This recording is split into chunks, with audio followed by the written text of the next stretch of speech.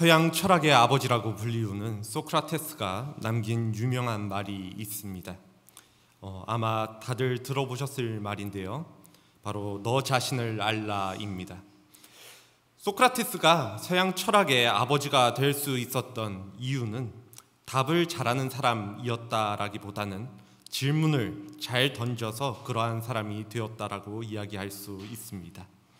실제로 많은 훌륭한 사상가들 또 철학자들은 좋은 대답을 내놓는 사람들이라기보다는 좋은 질문을 던질 수 있었던 능력이 있었던 사람들이었습니다. 지금 우리가 소크라테스의 너 자신을 알라라는 이 표현을 우리는 내 분수를 알아라, 내 모습을 좀 알아라 라는 표현으로 사용하고 있지만, 소크라테스가 너 자신을 알라라고 질문했던 질문의 주요 요지는 인간이란 누구인가, 인간이란 어떠한 존재인가 라는 질문을 통하여서 인간의 본질을 알아가려 하였던 것입니다. 그리고 이것이 그 당시 철학의 중심 주제이기도 하였습니다. 만약 누군가가 여러분들에게 당신은 누구입니까? 당신은 어떠한 존재입니까? 라고 질문을 던진다면 어떻게 대답하시겠습니까? 나는 한국 사람입니다. 혹은 나는 목사입니다. 나는 집사입니다. 나는 성실한 사람입니다. 나는 누구누구의 아버지입니다. 나는 크리스천입니다. 이 모든 대답이 개별적으로는 맞는 대답일 수 있겠지만, 인간이란 어떠한 존재인가? 라는 본질적인 질문에 대한 해답으로는 불충분합니다. 이처럼 당신은 누구인가? 또 인간이란 어떠한 존재인가? 라는 질문에 대하여 답변하는 것이 결코 쉬운 일이 아님을 우리는 알 수 있습니다. 그렇기에 우리 인간은 어떠한 존재인가? 라는 질문은 기독교 내에서도 끊임없이 던져졌던 질문이기도 합니다. 물론 기독교에서 하나님에 대하여 또 하나님을 중심으로 생각하는 것이 중요하고 하나님께 예배하는 것이 중요하지만, 지난 시간에도 당대의 신학자였던 어거스틴의 말을 빌려 설명드렸듯이 하나님을 알기 위해서는 인간을 알아야 한다라고 많은 기독교 신학자들은 생각을 하였습니다. 즉, 그들은 인간이 어떠한 존재를 알게 되기 위해서라면 어떠한 존재인지 알게 된다면 하나님을 알 수 있을 것이라고 생각을 한 것입니다. 종교개혁자 칼빈은 신본주의적인 신학자라고 많이 이야기되어지기도 하는데요. 칼빈의 주요 저서인 기독교 강요를 보면 첫 시작 부분에 이러한 문장으로 등장하게 됩니다. 하나님에 대한 지식과 우리 자신에 대한 지식은 서로 연결되어 있다. 자신에 대한 지식 없이는 하나님에 대한 지식도 없다. 하나님에 대한 지식 없이는 자신에 대한 지식도 없다. 하나님에 대한 지식은 인간에 대한 지식과 떨어질 수 없고, 반대로 인간에 대한 지식은 하나님과 인간을 함께 놓고 생각할 때 인간이 어떠한 존재인지 알 수 있다라고 이야기하고 있는 것입니다. 즉, 기독교의 입장에서는 하나님에 대한 지식과 인간에 대한 지식은 서로 떨어질 수 없다라고 주장하고 있음을 우리는 알 수 있습니다. 이러한 관점에서 우리는 오늘 앞선 질문인 인간이란 어떠한 존재인가에 대하여 성경은 어떻게 정의하고 있는지 창세기 1장 26절에서 28절 말씀을 중심으로 함께 살펴보고 또 나누어 보고자 합니다. 성경에서 인간이란 어떠한 존재인가에 대한 그 대답은 간단하게도 하나님의 형상에 따라 창조되어진 존재라고 말씀하고 있습니다. 이를 정리하면 먼저 성경이 말하는 인간은 하나님으로부터 온 존재라는 사실을 우리에게 깨닫게 만듭니다. 흔히 우리가 인간을 볼 때 인간은 우연의 존재, 우연적인 존재라고 생각을 하여집니다. 생각해 보시기 바랍니다.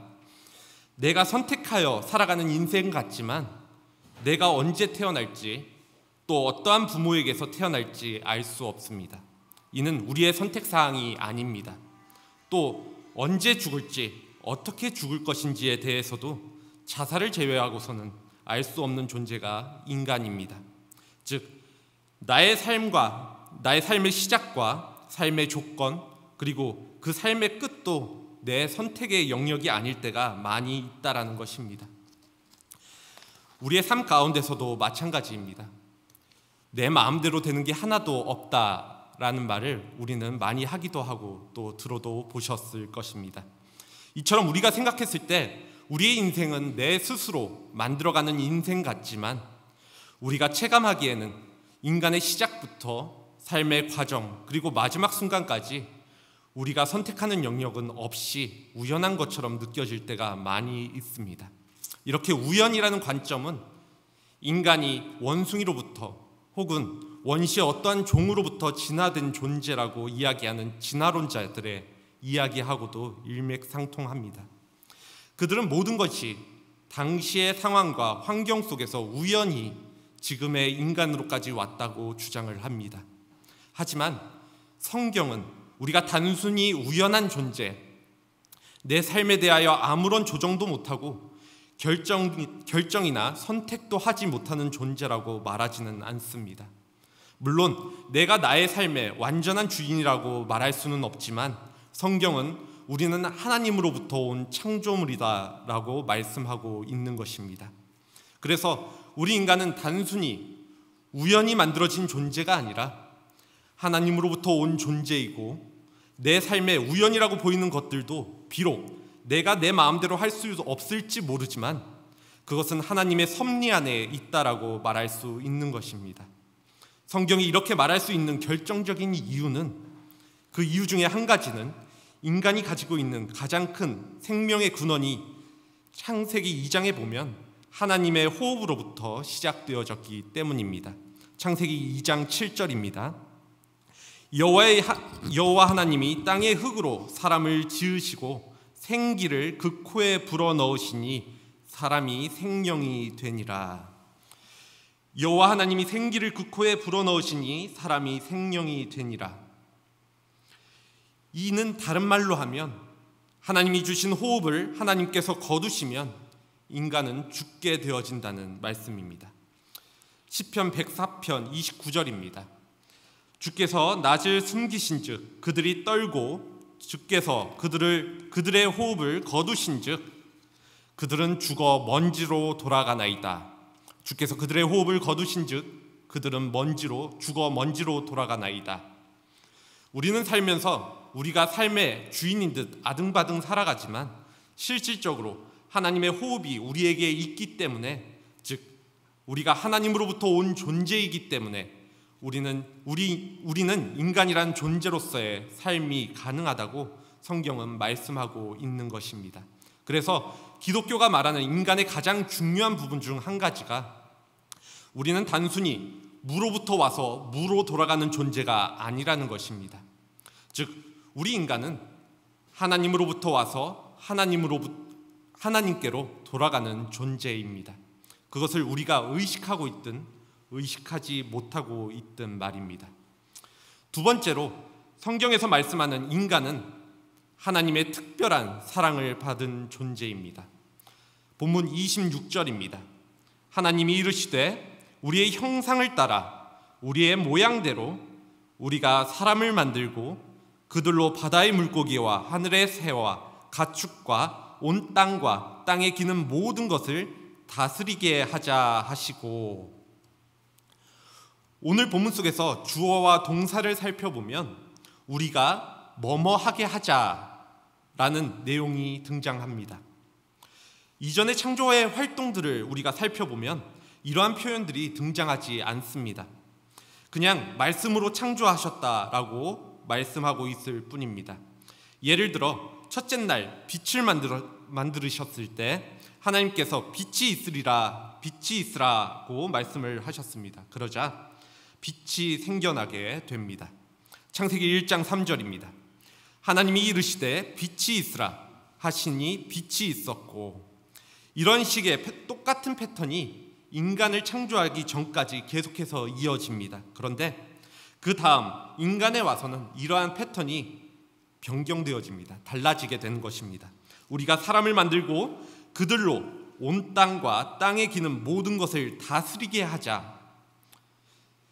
이 말씀은 성부, 성자, 성령 하나님께서 인간을 계획하실 때, 그리고 또 계획하고 만드실 때 협의를 하고 계시다라는 생각을 우리에게 심어줍니다. 다시 말해 성부, 성자, 성령 하나님께서 다 같이 모여서 의논하시고 또 사람을 만드시기로 결정하신 것 같은 뉘앙스를 주고 있다라는 것입니다. 이러한 내용을 볼 때 인간은 창조 때부터 하나님의 특별한 사랑을 받은 존재임을 보여줍니다. 하나님의 특별한 사랑을 받은 것은 구원의 문제에 있어서도 마찬가지입니다. 아담의 타락으로 인하여서 하나님과 멀어진 인간들에게 하나님께서는 자신의 독생자 예수 그리스도를 이 땅에 보내주셔서 십자가에 달려 돌아가시게 하셨습니다. 즉 창조 이후로 지금까지 꾸준히 인간은 다른 피조물과는 달리 하나님으로부터 특별한 사랑을 받은 존재라는 사실을 우리는 깨닫게 된다는 것입니다. 세 번째로 성경은 인간에 대하여 하나님의 말씀을 가지고 함께 살아가야 하는 존재임을 말씀합니다. 주의 사자가 현몽하여서 요셉의 꿈에 나타나 예수님의 이름을 말씀해 주실 그 장면을 우리가 기억해 본다면 임마누엘이라 하라 말씀합니다. 임마누엘은 하나님이 우리와 함께 하신다, 우리와 함께 계신다라는 뜻이지요. 하나님이 우리와 함께 계신다라는 이 말씀을 우리는 한쪽 편에서만 생각하기 쉽지만 이를 뒤집어 보면 인간은 하나님과 함께하는 존재라는 것을 깨닫게 만듭니다. 그래서 하나님은 인간을 만드실 뿐만 아니라 관계를 성립하시고 또 그 관계 안에 들어오시는 분이십니다. 그래서 라틴어로 코람데오라는, 즉 하나님 앞에서라는 표현을 들어보셨을 텐데 우리는 하나님으로부터 온 존재로서 그치는 것이 아니라 하나님 앞에 선 존재가 되어지게 되는 것입니다. 하나님 앞에 있는 존재로서 하나님과 함께 살아가는 인간의 가장 중요한 특징 중 한 가지가 말씀의 청취자입니다. 즉 인간은 말씀을 듣는 존재라는 것입니다. 성경이 인간을 묘사하는 방식 중에 한 가지는 상당히 수동적인 모습을 강조하고 있다라는 것을 우리는 살펴볼 수 있습니다. 우리는 흔히 생각하여질 때 앞서 언급드렸던 것처럼 내가 이러한 저런 것들을 선택하고 인생을 개척해 나가야 하며 그것이 나의 인생이라는 개념 가운데 살아가게 되어지는데 성경에서는 인간의 중요한 부분들을 거의 대부분 수동태로 묘사하고 있습니다. 그래서 성경은 인간에게 하나님의 말씀을 들으라는 것에 많은 초점을 두고 있는 것입니다. 구원을 위해서도 마찬가지입니다. 구원을 위해서 내가 힘써 일하는 것도 중요하지만 나의 행위를 쌓아 올림으로 구원을 얻는 것이 아니라 구원은 예수 그리스도를 통하여 주어지는 하나님의 은혜를 받는 것이다. 즉 절대 주권자이신 하나님에 대하여 이러한 수동적인 면이 강조되어지고 있다라는 것입니다.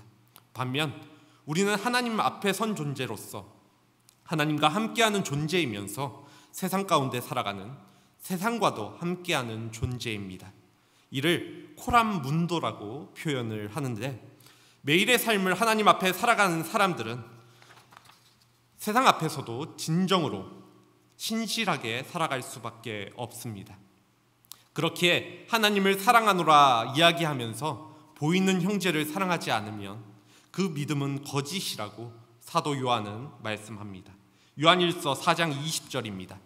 누구든지 하나님을 사랑하노라 하고 그 형제를 미워하면 이는 거짓말하는 자이니 보는 바 그 형제를 사랑치 아니하는 자가 보지 못하는 바 하나님을 사랑할 수가 없느니라. 바울 역시도 이와 비슷한 이야기를 하는데 사도행전 24장 16절입니다. 이것으로 말미암아 나도 하나님과 사람에 대하여 항상 양심의 거리낌이 없기를 힘쓰니이다. 하나님뿐만 아니라 사람에 대하여서도 항상 양심의 거리낌 없이 살아가기 힘쓴다라는 바울의 이야기는 우리가 교회 안에서뿐만 아니라 세상 앞에서도 신실하게 또 거룩하게 살아가야 하는 이유를 제시해 줍니다. 이와 더불어 하나님께서는 인간을 지으시되 남자와 여자를 창조하시고 남자와 여자가 교제하며 부부가 되고 또 가정을 이루어 살도록 하셨습니다. 본문 27절입니다. 하나님이 자기 형상 곧 하나님의 형상대로 사람을 창조하시되 남자와 여자를 창조하시고. 인간은 혼자 살아갈 수 없는 존재입니다. 그렇기에 아담에게 돕는 배필을 허락하신 것입니다. 그래서 부부가 되게 하시고 또 가정을 만들게 하시며 다른 이웃들과 교제하고 관계하면서 살아가게 또 함께 살아가는 존재로 지으신 것입니다. 그래서 기독교는 공동체의 종교이고 그렇기에 하나님은 우리를 교회로 부르십니다. 누군가가 혼자서 성경 보고 혼자서 인터넷을 보고 은혜 받으면 되지 왜 교회로 모이는가 라고 질문을 한다면 그것은 하나님이 우리를 또 인간을 그렇게 지으셨기 때문입니다 라고 대답할 수밖에 없습니다. 그렇게 존재하도록 만드셨기 때문입니다. 인터넷을 통하여서 명설교를 듣고 또 은혜를 받을 수 있지만 그것은 하나님이 바라시는 예배와 교제가 아니라는 것입니다. 이는 단순히 교회 안에서의 교제만을 의미하지는 않습니다. 조금 전 언급드렸다시피 이는 세상 가운데 살아가는 세상과의 교제도 포함합니다. 서로 다른 사람들이 협력하고 조화를 이루어 사는 것이 하나님께서 삼위일체 되심으로 보여주신 모습이고 그러한 하나님의 형상을 닮은 인간의 존재 이유입니다. 우리는 성경을 그리고 하나님을 알기 전에 이 세상 속에서 우리를 규정하는 또 정의하는 많은 논리와 법칙들의 종처럼 또 노예처럼 살아왔습니다. 즉 돈, 명예, 그리고 권력의 논리, 자기 성공의 논리 이러한 것들에 묶여 살아왔었다는 것입니다. 그런데 하나님 앞에 서면서 우리는 세상과 이러한 종속적인 묶임의 관계가 아니라 다른 관계를 맺을 수 있게 되었습니다. 그렇기에 하나님 앞에 선 자로서 인간의 가장 중요한 포인트가 말씀의 청취자, 말씀을 듣는 사람이라는 수동적인 측면이 강조되었더라면 다른 한편으로 우리는 말씀의 증언자, 하나님의 사랑을 드러내는 증언자가 되어야 합니다. 즉 하나님의 증언자가 되어야 하는 것입니다. 능동적으로 말입니다. 그렇기에 하나님 앞에서 수동적인 존재라도 우리가 세상 앞에서 계속해서 수동적으로 머물러서는 안 됩니다. 오히려 하나님과 함께 살아감으로 그분이 주시는 삶의 힘, 또 삶의 그 기쁨 이러한 것들을 가지고 능동적으로 이전과 다른 태도로 세상 속에서 다른 이들과 함께 살아가게 되는 존재가 바로 인간이라는 것입니다. 네 번째로 성경은 인간에 대하여 하나님을 향한 존재임을 말씀합니다. 어거스틴은 하나님은 우리를 하나님을 향해서 살도록 창조하셨다라고 이야기합니다. 즉 우리는 하나님을 향해 살아가도록 창조된 존재라는 것입니다. 이것이 원래 인간을 창조하셨던 모습인데 하나님을 향해 창조되었어도 우리가 그러기 어려운 이유가 무엇이냐면 인간이란 존재는 자유롭지 못한 존재이기 때문에 그렇습니다. 우리는 자유롭게 살아간다고 앞서 언급드렸듯이 생각하지만 정말로 자유로운 사람들은 생각보다 많지가 않습니다. 우리는 끊임없이 무엇인가에 얽매여서 살아가고 있고 정말 자유롭고 싶어서 무엇인가를 하다가도 그것으로 인하여서 더 큰 것을 잃을까 봐 걱정을 하는 경우가 많이 있습니다. 그래서 이러한 인간의 자유롭지 못한 모습이 때때로 믿는 우리에게도 어떠한 형태로 드러나게 되냐면 자유롭지 못한 예배로 드러나는 경우가 많이 있게 됩니다. 하나님을 참 하나님으로 예배드리기 쉽지 않은 이유가 우리가 너무 많은 자유롭지 못한 삶 속에서 살아가기 때문입니다. 그래서 하나님 대신에 다른 무엇인가를 계속해서 찾으면서 그것을 예배하려 하는 것입니다.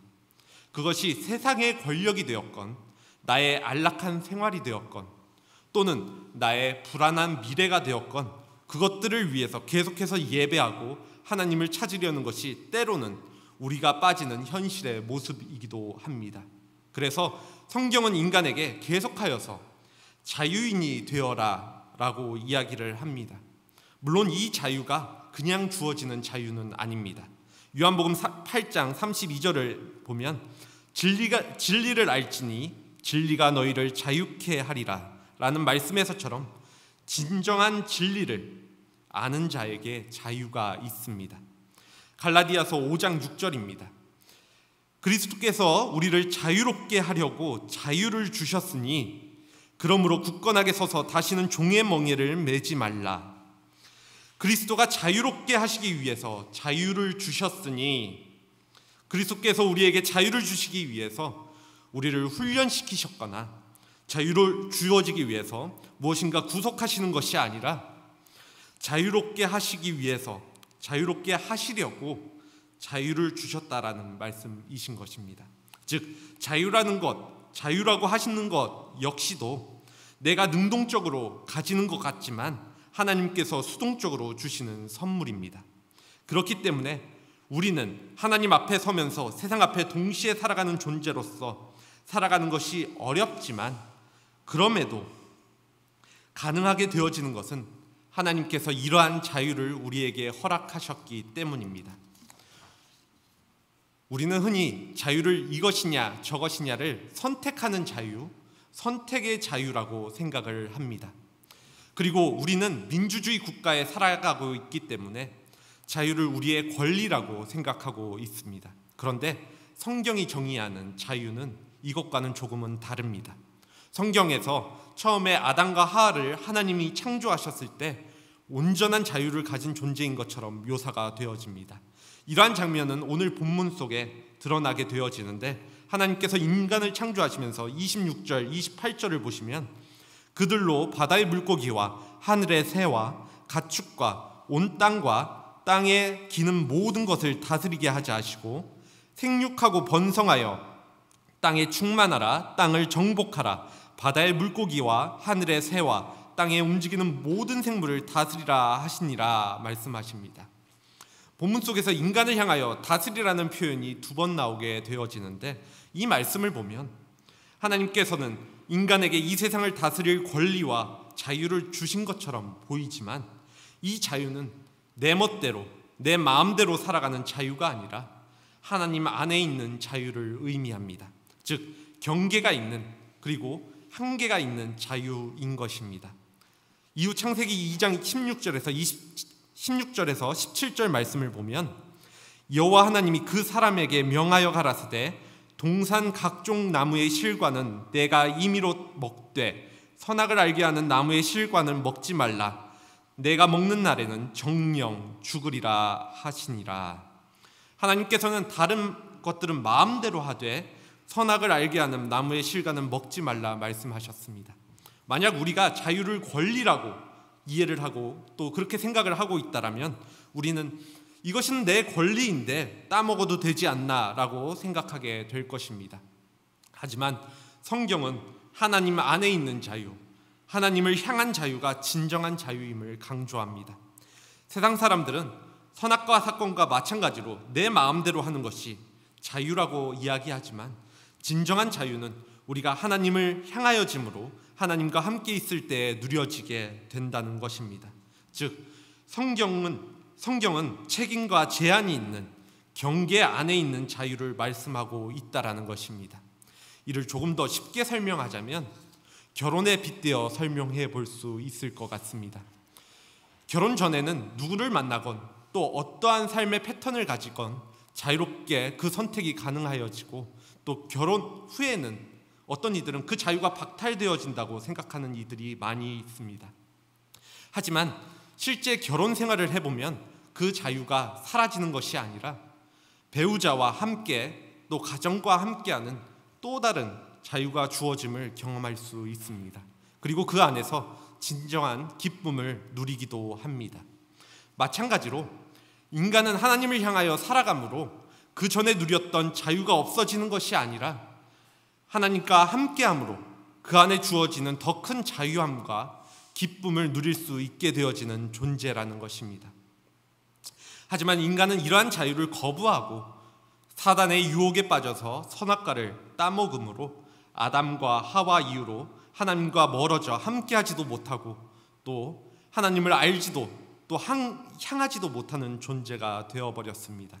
즉 본래 창조하셨던 인간의 모습에서 인간은 죄로 인하여서 왜곡되어지고 또 변질이 일어나게 되어진 것입니다. 그렇다면 우리는 이 문제를 어떻게, 이렇게 죄로 인하여서 왜곡되어지고 변질되어진 인간은 어떻게 하나님의 형상을 회복할 수 있는가라는 질문을 할 수밖에 없습니다. 물론 이 대답은 예수님을 주님으로 믿고 그 예수님을 따라 살아가면 됩니다. 예수님을 믿을 때 거듭나게 우리는 되어지고 거듭남으로 상실한 하나님의 형상을 회복될 수가 있게 되어지기 때문입니다. 거듭난 사람은 하나님께서 나를 창조하신 분이시라는 것을, 즉 내가 하나님께로부터 온 존재라는 것을 알게 되고 또 자신이 하나님의 사랑을 받는 존재임을 깨닫게 됩니다. 그리고 하나님과 함께하고 하나님을 향한 존재로서 회복되어지게 되는 것입니다. 그리고 마지막 때가 되면 믿는 자들의 형상이 하나님과 같은 형상으로 온전히 회복되어지게 될 것입니다. 고린도후서 3장 18절입니다. 우리가 다 수건을 벗은 얼굴로 거울을 보는 것 같이 주의 영광을 보매 그와 같은 형상으로 변화하여 영광에서 영광에 이르리니 곧 주의 영으로 말미암음이니라. 이는 지금 우리도 하나님의 형상으로 만들어져 있고 그 형상을 닮은 또 자이지만 우리의 모습이 온전한 하나님의 형상은 아님을, 더 정확히는 온전함을 향해 가는 과정임을 의미합니다. 기독교인이라 할지라도 우리가 온전히 회복된 하나님의 형상은 아니라 회복되어지는 과정 중에 있기 때문에 매번 죄에 휘둘리고 세상에 휘둘리게 되는 것입니다. 하지만 우리들도 그렇기 때문에 끊임없이 죄와 싸워 나가야 합니다. 예수님을 따라 살아감으로 말입니다. 베드로전서 2장 21절입니다. 이를 위하여 너희가 부르심을 받았으니 그리스도도 너희를 위하여 고난을 받으사 너희에게 본을 끼쳐 그 자취를 따라오게 하려 하셨느니라. 너희에게 본을 끼쳐 그 자취를 따라오게 하셨느니라. 우리는 예수님의 본을 따라 그 발자취를 따라 살아가므로 우리가 삶 가운데 더욱 온전한 하나님의 형상이 회복되어지고 드러나게 되어질 것입니다. 그리고 이 모습은 우리 인간을 창조하실 때 인간 본래의 모습이기도 합니다. 말씀을 정리합니다. 성서 신학자들의 주장에 따르면 창세기의 말씀이 정확히 언제 쓰여진 것인지에 대해서는 각각 다른 의견들이 존재하지만 그 대상이 누구였는가에 대해서는 일반적으로 노예 생활을 하고 있었던 이스라엘 백성들이었을 것이다 라고 주장을 합니다.